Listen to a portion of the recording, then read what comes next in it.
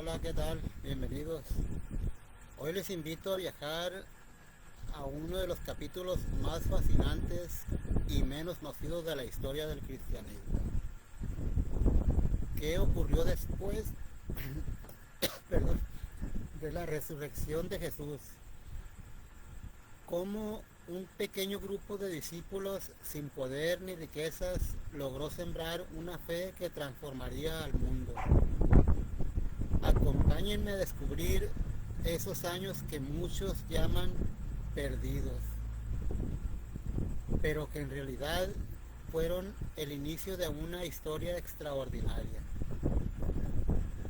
Este capítulo lleva por nombre Los años perdidos después de la resurrección. Es el capítulo número 1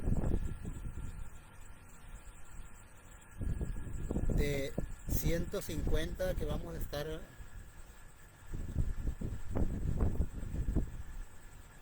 estar leyendo pues en lo que resta del año. Existen pocos periodos de la historia cristiana tan fascinantes y al mismo tiempo tan poco conocidos como los años que siguieron inmediatamente a la resurrección de Jesucristo. La mayoría de las personas conoce los relatos de los evangelios y ha leído sobre los milagros, la crucifixión y la resurrección. Sin embargo, después de aquellos acontecimientos extraordinarios, comienza una etapa que durante siglos ha despertado el interés de historiadores, arqueólogos, teólogos y estudiosos del mundo antiguo. ¿Qué ocurrió realmente durante aquellos primeros años? ¿Cómo sobrevivió aquel pequeño grupo de discípulos? ¿Dónde se reunían? ¿Quiénes lo dirigían? ¿Cómo lograron expandirse en uno de los imperios más poderosos de la historia? Y quizá una pregunta aún más sorprendente: ¿cómo una pequeña comunidad nacida en una provincia olvidada del imperio romano logró cambiar el destino del mundo? Para comprender aquellos años debemos viajar a la Jerusalén del siglo I. La ciudad vivía bajo la ocupación romana. Poncio Pilato había sido gobernador de Judea. El emperador Tiberio gobernaba Roma. Herodes Antipas mantenía influencia en la región. La sociedad estaba profundamente dividida entre distintos grupos religiosos: fariseos, saduceos, celotes y esenios. Los romanos permitían cierta autonomía religiosa a los judíos, pero mantenían una estricta vigilancia sobre cualquier movimiento que pudiera representar una amenaza política. En ese contexto había surgido Jesús de Nazaret. Su muerte parecía significar el final de su movimiento. Sin embargo, los acontecimientos posteriores sorprendieron incluso a sus enemigos. Los discípulos, que durante la crucifixión habían huido por miedo, comenzaron repentinamente a proclamar públicamente que Jesús había resucitado. El libro de los Hechos relata que aproximadamente 120 creyentes permanecían reunidos en Jerusalén. Aquella pequeña comunidad sería el origen de todo. No existían iglesias, no había catedrales, no existían obispos vestidos con túnicas especiales, no había un Nuevo Testamento completo, ni siquiera los evangelios habían sido escritos todavía. Todo era transmitido oralmente. Los apóstoles compartían personalmente las enseñanzas que habían recibido. La comunidad vivía principalmente alrededor de la oración, la enseñanza y el compartir los alimentos. Los hechos de los apóstoles describen algo extraordinario. Muchos creyentes vendían propiedades y ayudaban a quienes tenían necesidad. Aquella forma de vida llamó la atención incluso de personas ajenas al movimiento, pero no todos los habitantes de Jerusalén veían con buenos ojos aquel crecimiento. Las autoridades religiosas comenzaron a preocuparse. Los sacerdotes del templo observaban con desconfianza el aumento del número de seguidores. El Sanedrín había esperado que todo terminara con la muerte de Jesús, pero estaba ocurriendo exactamente lo contrario. Según Hechos, Pedro y Juan fueron arrestados, posteriormente fueron liberados, pero las tensiones continuaron aumentando. Uno de los personajes más importantes de aquellos años fue Santiago, conocido como Santiago el Justo. Muchos cristianos modernos desconocen su enorme importancia. Santiago era considerado uno de los principales líderes de la iglesia de Jerusalén. El historiador judío Flavio Josefo, escribiendo décadas después, menciona su muerte y confirma la enorme influencia que tenía entre los judíos de la ciudad. Mientras tanto, los apóstoles seguían predicando, pero algo inesperado comenzó a ocurrir: la persecución. El primer mártir cristiano del que existe un relato detallado fue Esteban.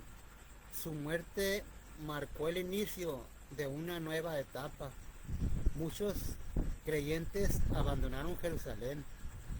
Lo que parecía una tragedia terminó convirtiéndose en una expansión. Los discípulos comenzaron a dispersarse por Judea, Samaria y Siria. Sin saberlo, estaban llevando el mensaje mucho más allá de Jerusalén. Una de las ciudades más importantes sería Antioquía, situada en la actual Turquía. Antioquía era la tercera ciudad más importante del Imperio Romano después de Roma y Alejandría. Allí ocurrió algo histórico. Por primera vez, los seguidores de Jesús comenzaron a ser llamados cristianos. Antes de eso, eran conocidos como discípulos o seguidores del camino. Antioquía se convertiría en uno de los grandes centros del cristianismo primitivo. Pero todavía existía otro acontecimiento que cambiaría completamente la historia: la conversión de Saulo de Tarso. Saulo era fariseo, ciudadano romano, educado bajo Gamaliel, uno de los maestros más respetados del judaísmo. Inicialmente había perseguido a los cristianos. Sin embargo, aquel hombre se transformaría en Pablo, el apóstol que llevaría el cristianismo al mundo gentil. Sus viajes cambiarían la historia, pero en aquellos primeros años nada era sencillo. Las comunidades cristianas eran pequeñas, los creyentes se reunían en casas, no existían templos. Las reuniones incluían oraciones, cánticos y la lectura de las escrituras judías. Todavía no existía un Nuevo Testamento completo. Las cartas de Pablo comenzarían a escribirse años después. Los evangelios aún tardarían varias décadas en aparecer. Todo dependía de la memoria viva de quienes habían conocido personalmente a Jesús. Los estudiosos creen que durante aquellos primeros años muchos relatos fueron cuidadosamente preservados y repetidos por los discípulos. Esa tradición oral fue extraordinariamente importante. Gracias a ella, los evangelios pudieron posteriormente escribir sus relatos. Al mismo tiempo, la situación política se volvía cada vez más compleja. El emperador Claudio expulsó a muchos judíos de Roma alrededor del año 49. El historiador romano Suetonio menciona disturbios relacionados con una figura llamada Chrestus, que muchos investigadores identifican con Cristo. Este acontecimiento provocó que cristianos como Aquila y Priscila abandonaran Roma y encontraran a Pablo en Corinto. La expansión continuaba. Corinto, Efeso, Filipos, Tesalónica, Galacia, Roma. Pequeñas comunidades comenzaban a surgir en todo el Mediterráneo, sin riquezas, sin protección militar, sin apoyo gubernamental, pero con una fe extraordinaria. Algo que muchos desconocen es que los primeros cristianos todavía asistían al templo de Jerusalén. No se consideraban una nueva religión, creían ser la continuación de las promesas hechas a Israel. La separación definitiva entre judaísmo y cristianismo ocurriría gradualmente durante las décadas posteriores. Mientras tanto, en silencio, el cristianismo seguía creciendo. Nadie en Roma imaginaba que aquel pequeño movimiento tendría un futuro tan extraordinario. Nadie sospechaba que siglos después los emperadores abrazarían la misma fe, que en aquellos años era apenas una pequeña comunidad perseguida. Nadie imaginaba que las palabras de aquellos pescadores galileos serían copiadas millones de veces. Aquellos años posteriores a la resurrección parecen silenciosos cuando se observan desde la distancia, pero en realidad fueron años decisivos, años de incertidumbre, años de esperanza, años en los que una pequeña comunidad aprendió a sobrevivir, años en los que nacieron las primeras iglesias, años en los que los apóstoles comenzaron a recorrer el mundo, años en los que se sembraron las semillas de una transformación que cambiaría la historia de la humanidad.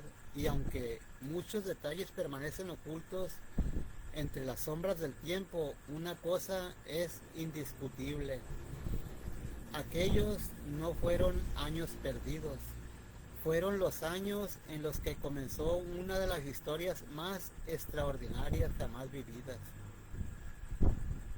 Pues bien, gracias por haber compartido este momento de reflexión e historia. Espero que este recorrido por los primeros años del cristianismo haya enriquecido tu conocimiento y fortalecido tu corazón. Que la paz, la esperanza y la sabiduría de Dios te acompañen siempre. Hasta nuestro próximo encuentro. Dios te bendiga.